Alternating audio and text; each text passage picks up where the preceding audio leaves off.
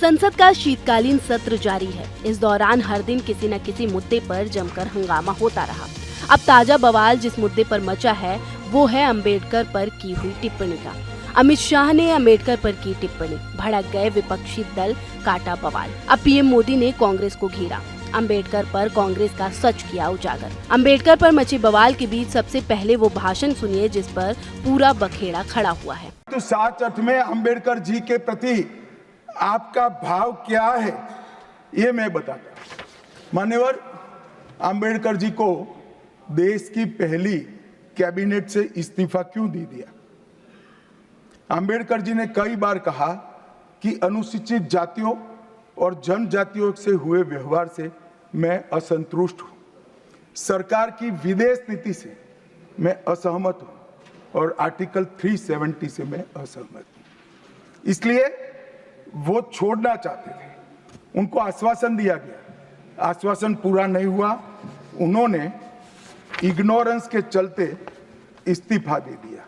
और एक श्री BC रॉय ने पत्र लिखा कि अंबेडकर और राजा जी जैसे दो महानुभाव मंत्रिमंडल छोड़ेंगे तो क्या होगा। तो नेहरू जी ने उनको जवाब में लिखा है, राजा जी के जाने से तो थोड़ा बहुत नुकसान होगा, अंबेडकर के जाने से मंत्रिमंडल कमजोर नहीं होता है। मान्यवर, ये विचार जो खड़गे जी कह रहे हैं ना, क्या आपत्ति है? जिसका विरोध करते हो उसका वोट के लिए नाम देना है, कितना उचित है? क्योंकि अब अंबेडकर जी को मानने वाले पर्याप्त संख्या में आ गए हैं, इसलिए आप अंबेडकर अंबेडकर कर रहे हो। मान्यवर, मुंबई के मेयर ने एक पत्र लिखा था कि मऊ में अंबेडकर जी का स्मारक बनाना चाहिए।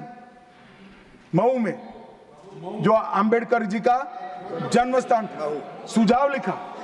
उन्होंने कहा आमतौर पर स्मारक निजी पहल से बनाने चाहिए, यदि सरकार किसी प्रकार की सहायता करती है तो वो उचित नहीं होगा। उनके कितने स्मारक बने साहब? कोई स्मारक अंबेडकर जी का नहीं बना, देश भर में नहीं बना। अंबेडकर जी के स्मारक कब बने?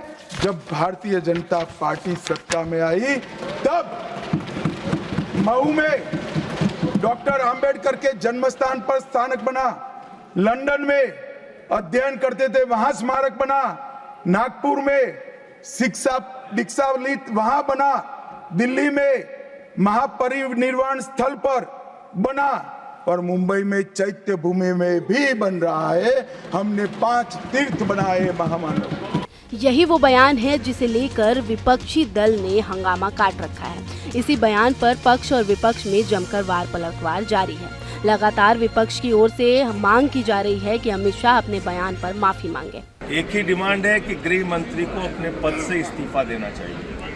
एक ऐसा व्यक्ति देश के गृह मंत्री के पद पे नहीं बैठ सकता जो हमारे संविधान निर्माता को अपमानित कर रहा है। बाबा साहब डॉक्टर भीमराव अंबेडकर जी का मजाक उड़ा रहा है और इस बात को इस देश के लोग कभी बर्दाश्त नहीं करेंगे और इसलिए गृह मंत्री को अपने पद पे रहने का हक है। इनका कहना है कि जो आज होम मिनिस्टर ने जो बात की ये सत्य से दूर झूठ है। इस पर अब उन्होंने एक भी बात सच नहीं कही। जैसा कि अंबेडकर स्टैचू इसके ज़माने में थोड़ी बनी, बॉम्बे में बिठाया, हमारे कर्नाटक में बिठाया, उसके बाद यहाँ पर दिल्ली में पार्लियामेंट के सामने बिठाया। क्या इन्होंने बिठाया? ये सब झूठे, सारी चीज़ें झूठे। और दूसरी चीज़, एक तरफ इंदिरा गांधी जी की तारीफ करे सो या अपना उनके कंडोलेंस में जो कहा था वो बोलते हैं, दूसरी तरफ रोज उठ के इंदिरा गांधी जी को, नेहरू जी को, गांधी परिवार को गालियां देते हैं। तो ये ऐसे लोग हैं जो चीज़ जब बोलना, जब कहना, वो उस वक्त इन्होंने नहीं कहा। आज सारी बातें झूठ रख कर लोगों को गुमराह करने की कोशिश कर रहे हैं और ये बहुत दिन चलने वाला नहीं है। इसी बीच पीएम मोदी ने विपक्ष पर पलटवार किया है। अगर कांग्रेस और उसका सड़ा हुआ तंत्र यह सोचता है कि उनके दुर्भाग्यपूर्ण झूठ उनके कई सालों के कुकर्मों, खासकर डॉक्टर अंबेडकर के प्रति उनके अपमान को छिपा सकते हैं, तो वे बहुत बड़ी गलतफहमी में हैं। भारत के लोगों ने बार बार देखा है कि कैसे एक वंश के नेतृत्व वाली पार्टी ने डॉक्टर अंबेडकर की विरासत को मिटाने और SC/ST समुदायों को अपमानित करने के लिए हर संभव गंदी चाल चली है। डॉक्टर अंबेडकर के प्रति कांग्रेस के पापों की सूची में शामिल है उन्हें एक बार नहीं बल्कि 2 बार चुनावों में हराना। पंडित नेहरू ने उनके खिलाफ प्रचार किया और उनकी हार को प्रतिष्ठा का मुद्दा बनाया। उन्हें भारत रत्न देने से इनकार करना, संसद के सेंट्रल हॉल में उनके चित्र को गौरवपूर्ण स्थान न देना।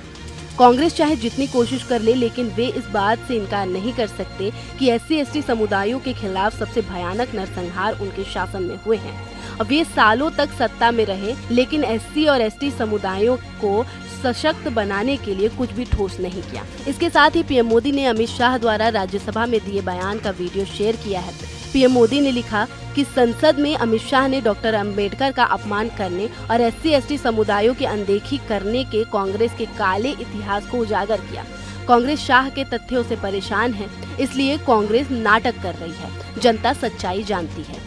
मोदी ने आगे कहा कि हम आज जो हैं वह डॉक्टर बाबा साहेब की वजह से हैं। हमारी सरकार ने पिछले 1 दशक में अंबेडकर के सपने को पूरा करने के लिए अथक काम किया है। हमारी सरकार ने डॉक्टर अंबेडकर से जुड़े 5 प्रतिष्ठित स्थानों, पंच तीर्थ को विकसित करने के लिए काम किया है। दशकों से चैत्य भूमि के लिए जमीन का मुद्दा लंबित था। हमारी सरकार ने न केवल इस मुद्दे को सुलझाया, बल्कि मैं वहां प्रार्थना करने भी गया हूं।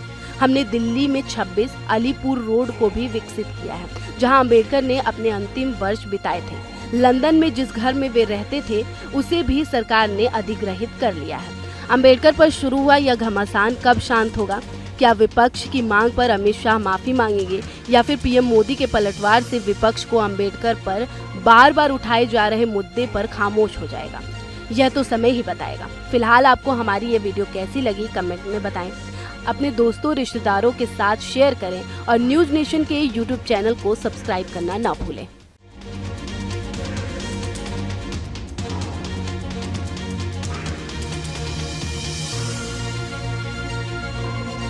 न्यूज नेशन अब व्हाट्सएप पर खबरों के ताजा अपडेट के लिए न्यूज नेशन के इस QR कोड को स्कैन करें।